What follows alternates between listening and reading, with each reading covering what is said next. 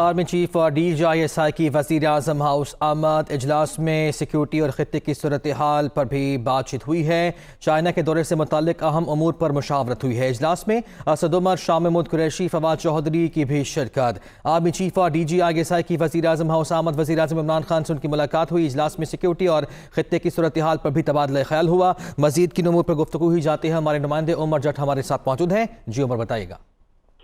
جی، وزیر اعظم ہاؤس میں آج army chief general Qamar Javed Bajwa اور DGISI پہنچے ہیں، اور وہاں پر وزیر اعظم ہاؤس میں ہی ایک اعلیٰ سطح کا اجلاس ہوا ہے جس میں اعلیٰ عسکری اور سول قیادت شریک ہوئی، اور اس میں مختلف امور پر مشاورت کی گئی۔ چائنا دورے سے متعلق کچھ چیزیں ہیں جو ڈسکس کی گئی ہیں، ان پر مشاورت کی گئی ہے، اور ساتھ ہی اجلاس میں سیکیورٹی اور خطے کی صورتحال پر بھی بات چیت کی گئی ہے۔ اس اجلاس میں اسد عمر، شاہ محمود قریشی، فواد چودھری بھی شریک تھے۔